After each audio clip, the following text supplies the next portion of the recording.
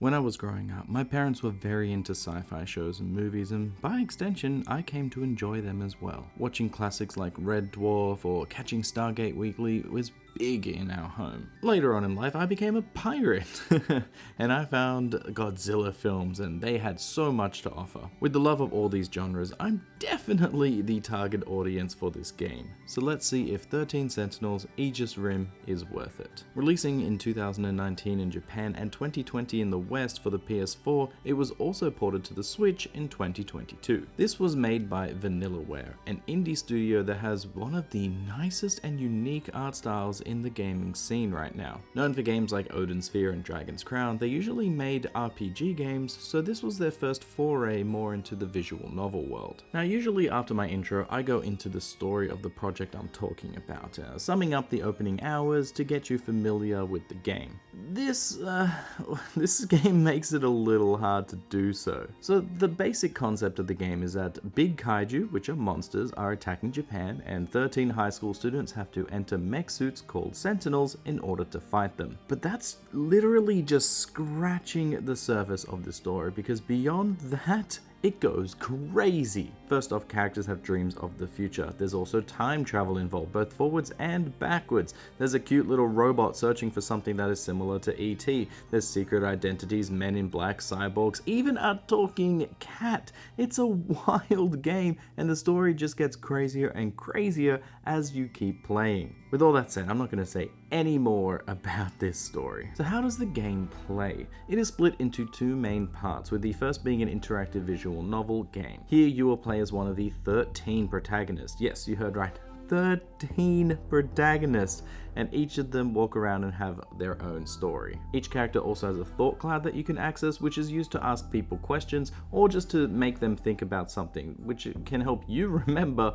what's going on in their story. You can even jog the character's memory, offering different scenes as they think about something. Most of the time you're playing as somebody, there will be split paths, and depending upon your actions, you'll get different parts of the story. Such as when trying to hide from those men in black, Natsuno can bump into them, causing you to go down one path where she gets captured, or you can try and get away clean. The absolute crazy part of all of this is that you have a choice in whose story you pick and when. So if you want to follow Natsuno and her little robot, just jump into her story. Do you want to follow Juro and find out what's happening in his strange dreams? Then go ahead. Maybe you want to become a detective like Yuki and trying to find answers, or maybe you want to follow Megami and see what that talking cat is all about. This freedom is both a blessing and a curse, because it will cause everyone to have a vastly different playthrough. You might learn a twist from following the talking cat route, which makes other parts of the game have new light because you understand things differently. It also means you can focus on characters that you like more before trying ones that you don't like, but if you use up all the ones that you do like and you have to slog through the ones you don't, well,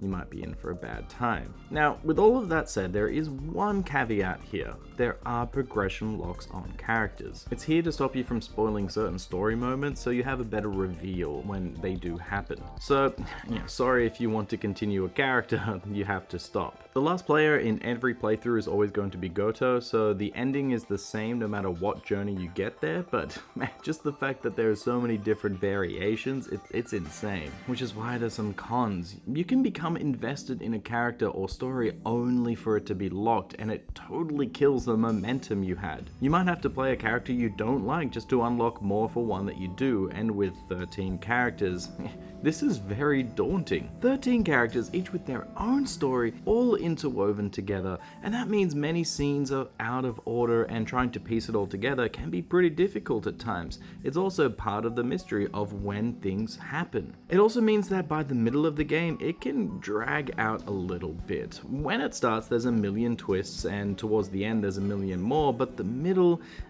not so much. Especially when you learn the twist of one route, only for it to be part of another one as well. And while yes, you do have a bit more context about it, it isn't as impactful because it's the second time seeing the same twist. Now I have to watch these characters sit through something that I already know just so they can learn it. Some stories are just better written than others, so I really liked Ogata as a character. He's fun and great, look at that hair, it's amazing, but his story is pretty weak after the initial twist. And then there was Shinonome, who I didn't like, as her story just kind of feels disjointed and it didn't feel like it added too much to the overall narrative. I get the fact that she has memory issues, and that's part of the gameplay, but it feels like every time I played as her, it was kind of the same thing. I've talked about aspects of this story so much because it is the main driving force of this game, and while it is very interesting, it's not perfect. I give this game high praise for its unique take on storytelling and doing it in a way that by the end,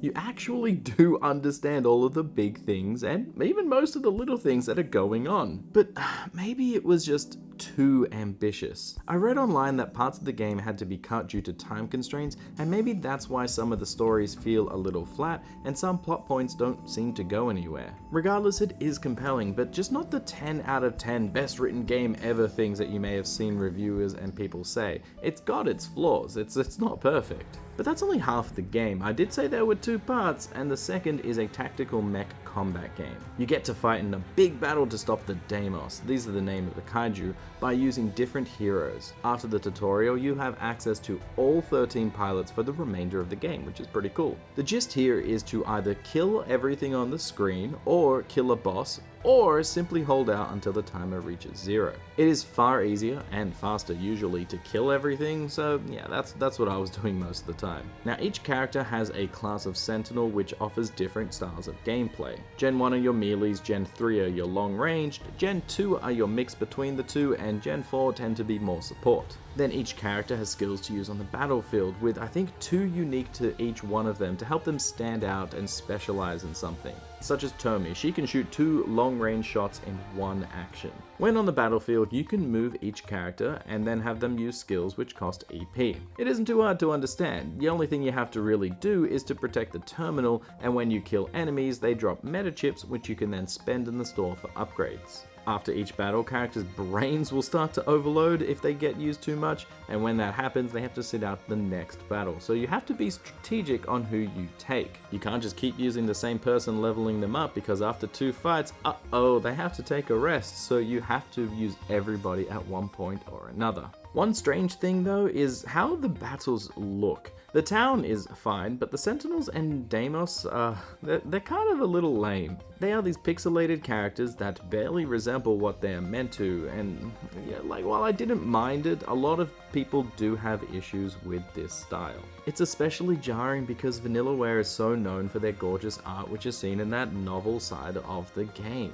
So when going through these battles, I played on normal for the most part, and they're not too hard. Just stay on top of your upgrades and defeat the enemy as they come to you. In the last 10 levels or so, this can become pretty tough, so I appreciate the game upping in difficulty as it went along. Each mission also has a bonus objective to go for, such as using certain characters which unlock more lore, because that's what we need, more story. I honestly found the battles to be pretty fun for the most part, and the final ones really knocked me around. They were challenging. But I can also see where the complaints come in, where they can be a little too easy to win at times, and the style is very different from the main game. Also, these battles can become a little bit repetitive. They're very similar if too many are done in a row, and that's why you should be jumping between these battles and the story for a nice balance. Then you won't be too overwhelmed by one or the other. On a different topic now, as mentioned, the game does look stunning. Vanillaware has such a unique and gorgeous art style. They use sprites joined with a wireframe that enables them to be animated with ease instead of having to draw new sprites for each expression.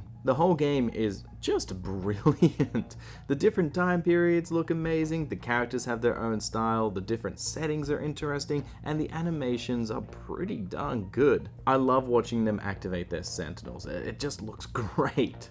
It's just such a shame they went for a different art style for the fights. I get it, it's more practical, but it's not as nice. Now, all of these visuals are coupled with the music, and that's also pretty good. I enjoyed listening to it, but I can't remember any tracks except for the menu music, as I heard it the most when upgrading my characters, so that one's still stuck in my head. The only final quote-unquote mode to talk about are the unlockable files. These are on pretty much everything in the game, from characters to even food, and they update based on the events in your game. It helps keep track of what you've seen, some of the story, and summarize some of the things that you've learned, so you can check them out in between killing and learning new story. Now lastly, without any spoilers, I do want to mention my thoughts on the ending, and I'm a little mixed on it. The game does wrap up and most parts are explained, which is great, but the actual ending could have been better. I had quite a few questions, some of which the internet helped answer, but others will likely never be answered. And I don't think this game is going to get a sequel either.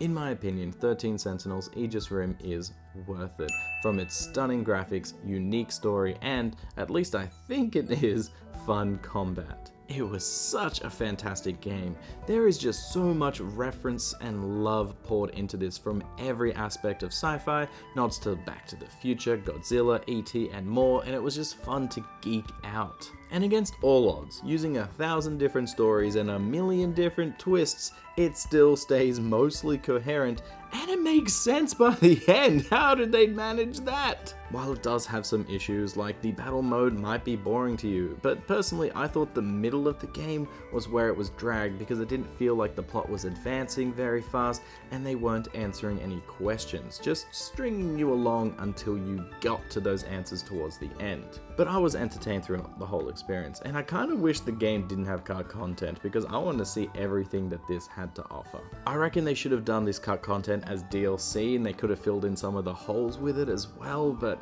I don't think there's going to be any of that either. So what did you think about 13 Sentinels? Did you like it? Did you hate it? And who are your favorite characters? I was drawn to Natsuno right off the bat with her ET inspired story. I loved it the most. I also really liked Juro, Kisaragi, and Miura's characters, and Ogata, despite not really liking his story, I loved him as a character. On the flip side of that, I didn't like Shinonome or Megumi. Yuki was okay, but a little one note, and Goto was more about lore dumps than anything, so he didn't even really feel like a character. Anyway, don't forget to like and subscribe, and I'll see y'all next time. Bye!